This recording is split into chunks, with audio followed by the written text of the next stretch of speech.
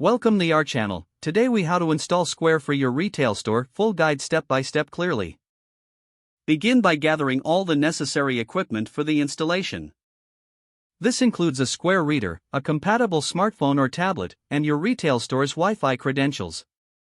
Next, download the Square Point of Sale app from your device's app store. Once the app is downloaded, open it on your device. If you already have a Square account, sign in using your credentials. If you don't have an account, select the option to create a new account. Follow the prompts to enter your business information and set up your account. After setting up your account, connect your Square reader to your device via Bluetooth or the charging port. If you are using a Square stand, assemble the stand according to the provided instructions. Attach the Square reader securely to the stand if necessary. Next, ensure your device is connected to the Wi-Fi network. Navigate to the settings within the Square app to check your connection. Once connected, configure your payment settings in the app.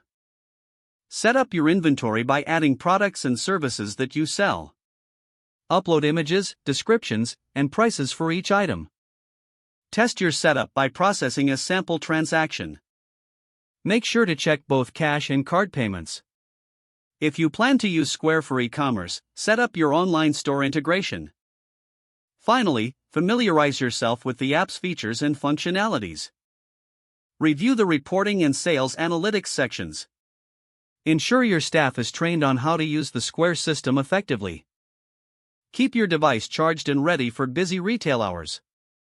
If the page does not load, refresh the browser or try again in a private or incognito window. Make sure you are using the correct email address, then retype it carefully to avoid small typos.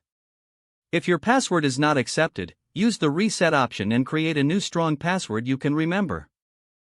Check your spam folder for verification or security emails, then complete any requested confirmation steps.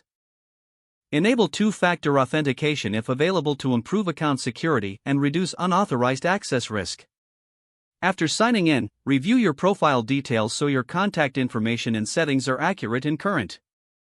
Don't forget to like this video and subscribe to our channel for more step-by-step tech guides.